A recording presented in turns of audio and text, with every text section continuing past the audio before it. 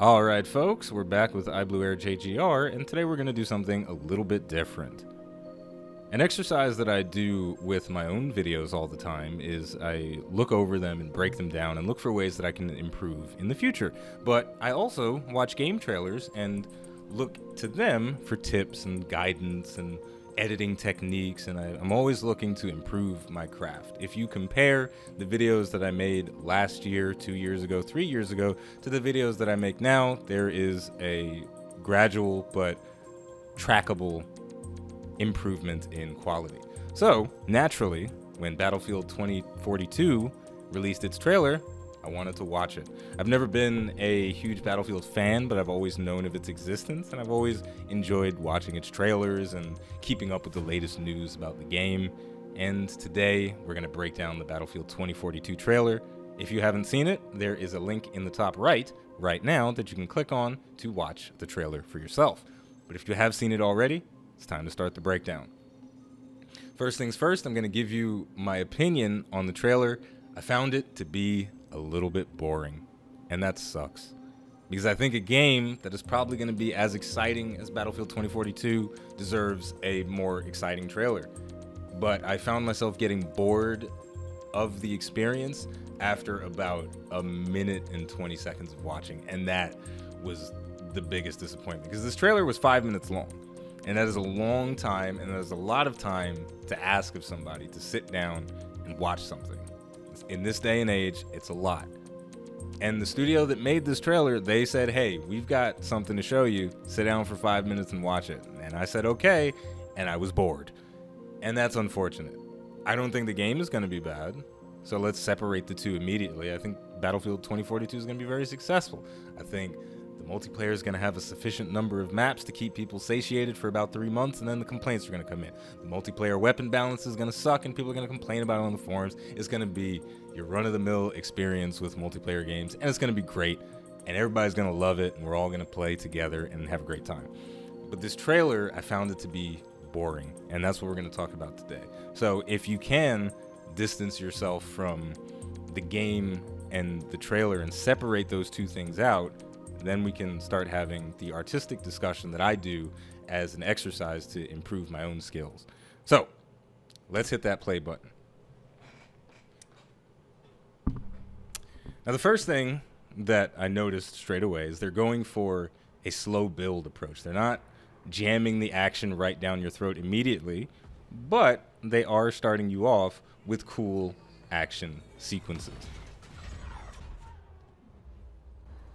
And I'll say this, my intrigue was caught pretty early on. We see the plane, it's smoking, he's throwing out flares trying to save himself, and he gets hit. So I got a little invested in that plane. When I saw it, I was like, ooh, is he going to make it? Nope. We transition down to the foot soldiers, and we see them running. Why are they running? Because the plane is crashing. We've got a little skydiving sequence, and we've got a cheeky joke coming up where one of the divers looks over to the main character of this sequence, he gives him a thumbs up, and then he gets obliterated by the plane. Ha ha ha, death is funny. I appreciate a good dark humor sometimes. Then we get the company logo coming in, and this is where things start to go downhill a little bit. The visuals are phenomenal. We get this big sweeping city that is no doubt one of the multiplayer maps. How big is it going to be? Who knows? But it looks incredible. It's in a location that I would love to play in a first-person shooter. So this is all fine. This is all well and good. And this is where I start to get excited about the trailer. A little thing drops down. Oh my gosh, it's a robot dog. Look at it, look at it, look at it. It's running, it's shooting. And I'm excited. I'm starting to get invested in the game and the trailer because it's taking place in 2042. We're going to see some futuristic weapons and things that we don't see in current warfare, and the developers have the opportunity to stretch the limits of conventional war a little bit, and they're doing that with a robo-dog, and that's really cool. Now, I would have liked to see more of the little robo-dog or more robotics throughout the entire trailer, but I'm getting a bit ahead of myself. We transition away from the robo-dog a little bit quickly, which was a bit disappointing because this is the point in the trailer where they're starting to get you excited. The music is amping up because there wasn't much of any music in the initial bits. There were some horns and some sound effects to build intensity. but there was no music. But then as soon as Robo-Dog comes on the scene, that's when we start amping up the intensity. And I like this. I like what they're doing here. So boom, Robo-Dog is running. We got some tanks now. Okay, the tanks are doing stuff. They're blowing things up. I like it. We're syncing the tank shell firing and impacting something with the music. I also like that. I do that in my videos all the time. And then we got a big wall falling. Maybe some friendly fire going on. That's kind of problematic. And then things start to go downhill tremendously. This moment in trailers, whether it's for games or movies, is typically reserved for creative transitions, whether it's to another scene or to the same scene from a different angle. But instead, they opted for a graphical cut with this digital effect that they abuse throughout the entire video. And I say abuse because they used this digital graphic transition instead of creating visually exciting transitions. And that's where my boredom started to set in. If you do that once or twice at the right moment, it can be really cool, but they did it throughout the entire 5-minute trailer. So that's 5 minutes of, hey, look at all this cool stuff happening, and then all of a sudden, it's not happening anymore. And with that, I'll show you an example from a different Battlefield trailer of actions and explosions being used to creatively transition to another scene. So we've got, this is a really quick scene. It's not even really 5 seconds, but what we're really paying attention to here is the transition. We've got a soldier walking with his sniper rifle out, and he's walking with the rest of his fellow soldiers. Okay, so we're getting the grandiosity of a Battlefield experience. We're seeing a lot of bodies moving around and doing things. Then we just do a simple cut to another visual. This time we're getting a shot out of a peephole and a turret on maybe a tank or something. I don't know. I'm not an expert. But where things get interesting is when the tank, it's aiming, it fires, oof, it rattles the whole screen. That's cool. And then the shell explodes, and we transition to another shot, but this is not a shot of the tank shell exploding from close range. It is a different explosion. It is actually a vehicle driving through a freaking house. So they used what could have been a long shot into a close shot of a single action to showcase two different actions. We blow up the side of the house, but oh no, we're not going to see that explosion from close up. We're going to see a tank drive through a house. And that's really exciting, and it keeps your mind guessing because your mind is making assumptions along the way. And you're maybe assuming that, oh, I'm going to see a close-up next of the tank shell exploding and killing some dudes. Wrong. Tank is driving through a wall. That keeps you engaged the whole way through. And then immediately after that, we get a transition that is just continuity based. So we see this foot soldier on the ground. He's looking at a plane off in the distance. The plane zooms overhead, and then we immediately cut to the plane flying in the sky, and it's absolutely gorgeous. So why don't we watch that whole section play out in real time?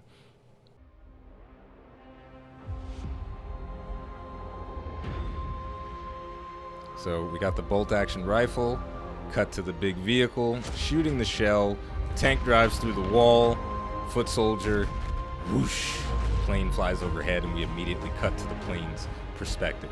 It's very beautiful, and it's keeping you visually engaged because you don't know what's going to happen next. Now, when we do a hard cut with a graphic, you're telling me immediately that, all right, that last thing, it's over now. We're into the new thing. So that has a purpose. But I don't think that purpose was here. I also don't think this was the best time to slow things down because this was maybe a minute into the trailer. Let's find out.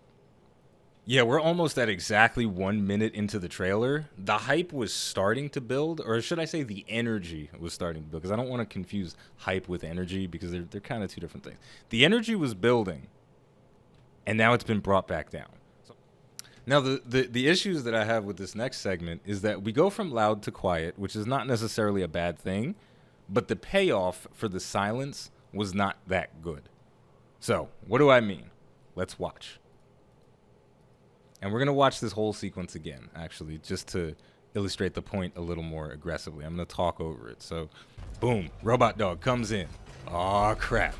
Look at him, look at him. He's going, he's going. He's getting it, he's getting it.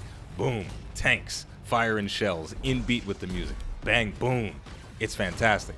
The wall is falling, friendly fire, maybe. I would hate to write that letter, but that's not the point. The action is building, and I'm excited, and now it's quiet. All right, fair enough, but there's probably going to be something really exciting at the end of this silence. That's what I'm thinking, but unfortunately, that's not what happens. I was like, oh, they don't know what's around that corner. What could it be? Is it going to be another robot dog? What is it? Oh, it's just a guy. It's just a guy. It's literally just a guy that's ambushing our squad. And it's a couple of guys, sure. And everybody's breaking and everybody's running and trying to escape, and it sucks. But it's just a guy, right? If you're gonna put me through silence in a trailer that I'm supposed to be engaged with for 5 minutes, the payoff has to be more than a guy. So I was a little bit disappointed in the fact that it was just an ambush from a bunch of guys, and and not something like a robo-dog or some dude in an exosuit that punches through a wall or something.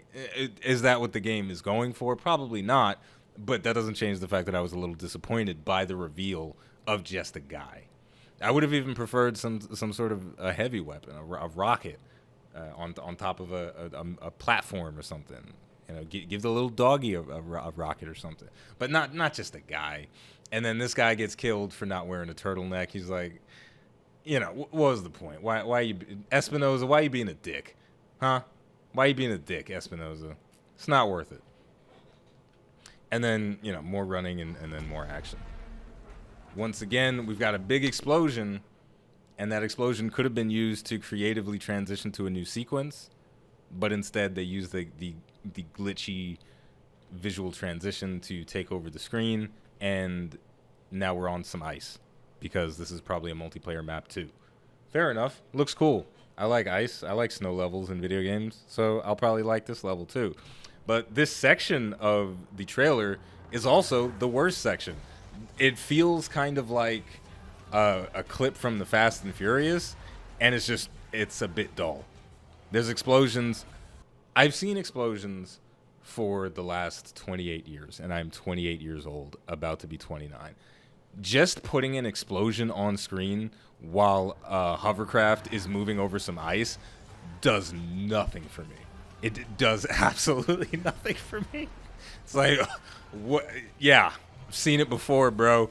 And then once again, we have the not creative at all, glitchy transition moving into the next scene. And the next scene is also not particularly exciting. It's cool and it's visually very powerful, but there's no narrative associated with it, so it doesn't really mean anything. It doesn't evoke any feelings. Like there's a rocket about to launch and go to space and leave all this bullshit behind, but why? Like, who's on it? Is it the president? I don't know. Doesn't matter. It sort of doesn't matter, and because there's no narrative significance, the trailer loses a little bit of oomph that it could have had. It's possible to make a trailer without any narrative weight behind it, but if you're gonna do a sequence like this, or you could use a somewhat dull and gray visual to lead into something more exciting. Now, one thing that this trailer has told me, and this is the real juicy stuff that you've probably been watching this for, is that Battlefield 2042 probably doesn't have a flamethrower in it. And the reason why I believe that to be a fact, 99% sure, is because when the engines of this rocket turn on, we don't immediately cut to a scene of a dude roasting fools with a flamethrower. If I was in the editing booth, that would be my first question. I would see this clip and I would be like, dude, where's the clip of the guy with the flamethrower? And somebody look at me sideways, like, we don't have a flamethrower. It's like, what? What are you talking about? So it's a little stinky, man. It's a little stinky. And it's pretty much the same thing that goes on for the rest of the trailer. We get these cool action sequences, and we're basically, they're showcasing some of the different maps that are going to be in the game. People are going to be disappointed if this is all the maps, just saying. And we're seeing cool action sequences that you may get to live out in the multiplayer if you're a badass. But otherwise, the trailer itself is not doing anything for me emotionally. If I was a fan of Battlefield, I'd be excited just to see it, and I'd be like, cool, the hype is real, let's get on board. But as a casual observer, I'm just like, yeah, I'd rather pay for the Fast and Furious 87 than to play Battlefield 2042. Because the Fast and Furious trailers are arguably more exciting than this. And it's almost really sad to say that even one of the coolest sequences in there felt a little bit dull because of the editing choices. It didn't feel nuanced at all. It felt like things I'd seen before. The hero always makes it back to his plane.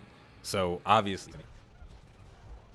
And, another thing that's happening with this trailer is that we're basically experiencing disaster porn, which is a problem that Zack Snyder had with the Man of Steel movie, is that he destroyed a little bit too much stuff and it was uncomfortable for people. And that's my experience watching this trailer. There's just a little bit too much stuff blowing up and it just makes me slightly uncomfortable. You can call me whatever kind of names you'd like for feeling that way, but sometimes disaster is a bit too egregious, especially considering the entire planet just lived through a possibly unnatural disaster. You know what I'm talking about, right? So, we go through this whole 5-minute experience of, we see a plane crash, right? Hey, I was like 9 years old when 9/11 happened. All right, whatever. It's just a video game trailer. Hey, we're in the city, robot dog. Ooh, this is cool. This is exciting. And now I'm sort of detached from reality a little bit. But then we go into this sequence, and it's just an ambush. It's just straight up murder of my entire squad. Because we're watching from the perspective of the squads that's getting murderized, and they're getting murderized by a guy. So it's not even some superior technology that's killing possibly the heroes. It's just a bunch of guys that got the jump on you. So that means your buddy, he's probably having sex with your girlfriend, and he betrayed you. And you know what? To make matters even worse, it was probably Espinoza. He was probably a double agent, ratted you out, stabbed you in the neck. He was like, I told you to wear a turtleneck, bruh. And then you're done, right? So it's all just kind of disaster porn. Stuff is blowing up. People are dying. But it's not cool enough to warrant the destruction. So, with all of that said, something that I strive for when I try to make an exciting video about a weapon or whatever, whether it's in Destiny 2 or something else, I try to emulate what the Call of Duty Modern Warfare 2019 trailer did so well and what the Battlefield 5 trailer did so well for their multiplayer. Both of those multiplayer trailers absolutely kick the teeth out of the 2042 reveal trailer. And it's because they had a better grasp over time management, a better understanding of how to use cool transitions, and a better understanding of how to keep the viewer engaged over the entire video. It's really fantastic. So, if we go in and watch the Battlefield 5 multiplayer reveal, then what you'll see is the music is very slow and somber, and it's a little bit sad. If you're not ready for it, if you're having a bad day, it might make you tear up a little bit. But it showcases the grandiosity of Battlefield. You get to see the battlefields, and that's fun. They jump into the logo immediately, but then we get more of the battlefield. We got a little Aurora Borealis. We've got this close-up of the guy's eyes, and that humanizes the conflict a lot. When you see eyes, when you see facial expressions, that's like, oh, I see myself in that a little bit. So, and we see him marveling at the destruction that's going on. It's just one plane crashing, but the way it's framed, the music that's playing in the background, it makes it intense. It makes it it makes it feel as though that was the plane that was supposed to save us, and now it's burning. And that's what he was looking at. He's like, yes, our plane is here. What? It blew. You know, it's like your package from UPS is coming, and then the UPS driver's truck just blows up while it's pulling up to your block. That's what I can relate it to, because I'm just a regular guy. But I can feel that kind of pain that he's experiencing. I can feel the struggle that he's going through. And, you know, then we cut to just a tiny, tiny snippet of gameplay, so you can imagine, oh, when I'm playing the game, I'll actually get to see cool stuff like that. Probably. You know, there's going to be some downgrades. Let's not kid ourselves, and your computer's probably not as good as theirs, but you get the point, right? We can all dream. It is what it is. But then the rest of the trailer is just a series of cool shots. Some of them are CG. Some of them are first person. They bumped up the contrast up a little bit. But it's all flowing together really nicely. And then we have those little transitions like what we talked about, where we have the tank shell. Boom, it fires out. Explosion, tank driving through wall. Guy looking at a plane. Whoosh. Now we see the plane's perspective. We see the whole battlefield. Why? Because this game is Battlefield. So, you know, it's emotional. It's heavy. We see the guy downed on the floor. His buddy's carrying. There's so much going on packed into this really short trailer. We see eyes again just for a split second crashing plane. There's a little bit of destruction. Some of it's kind of graphic. This guy got buzzed up in the fuselage. Is that the right word? In the plane. That part of the plane that makes it go forward. He got chopped up. Right? And it's brutal, but it wasn't disaster porn levels. It wasn't Espinosa and his betrayal murdering your whole squad. And, you know, and the worst part about this sequence is that none of we'll call them the good guys, none of them fired a single shot. So it's just all fear. They're just scared. They're like, oh, we're done, bro. It's over. They're just Look at this guy. Oh, look at this guy. He's like, help me, Commander. Nope. I'm getting the cover. It's like, it's kind of sad. You know, again, everybody's running and cowering in fear because we're getting ambushed, not by a robo-dog, but just a bunch of guys. And Espinosa, the greatest villain of this trailer, stabs him in the neck. I told you to wear turtlenecks, bro. Got your dog tags, too. You know, it's just disaster porn, one after the other. And some of it is not even exciting, and that's the worst part. You know, again, the sequence on the ice, the whole thing, remove it. It's bad. It's boring and it's bad.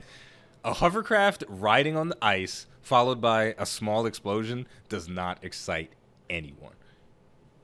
And if it does, you need to watch more action movies because it's been done before. And then the last bit of disaster porn that they throw in is, I don't know, an artificial tornado. I'm not even going to talk about this because I thought this was a little ridiculous. I don't know if somebody forgot to watch the Weather Channel or they did and they just said, fuck it, let's go to war anyway. But this whole tornado sequence, I don't know what I'm supposed to think because we can't fight that. I can't shoot my M16 at it. I can't drive my tank into it. It's disaster porn. It's unstoppable. I mean, the only way it's survivable is if I'm playing the class that has a wingsuit. So that's kind of cool, but then everybody else is screwed. Yeah, it's just bad. Now I will say, that's kind of clever. It says, "Why walk when you can fly?" or something like that on the top of the taxi. Ha ha ha! That's clever. Too bad the rest of the trailer was boring, and I didn't notice that in the first watch through. It doesn't matter.